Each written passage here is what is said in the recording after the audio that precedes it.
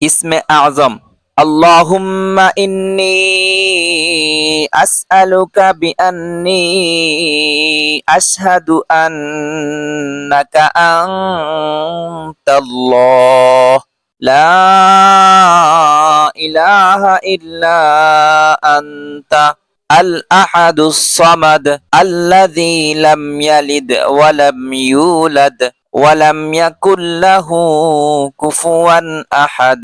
হে আল্লাহ, আমি আপনার কাছে প্রার্থনা করছি এই সাক্ষ্য দিয়ে যে নিশ্চয় আপনিই আল্লাহ, আপনি ছাড়া কোনো সত্য উপাস্য নেই, আপনি এক ও অদ্বিতীয়, অমুখাপেক্ষী, আপনি কাউকে জন্ম দেননি এবং আপনাকেও কেউ জন্ম দেয়নি, আর আপনার সমকক্ষ কেউ নেই।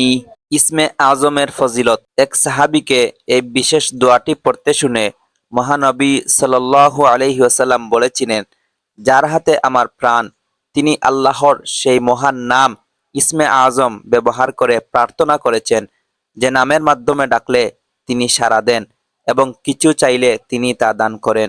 সুবহানাল্লাহ। ইসমে আজম দোয়াটি কখন পড়বেন?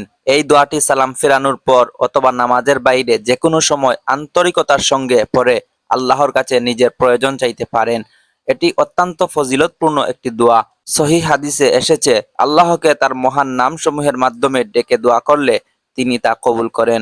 তাই আল্লাহর রহমতের আশা রেখে বেশি বেশি এই দোয়াটি পড়ুন।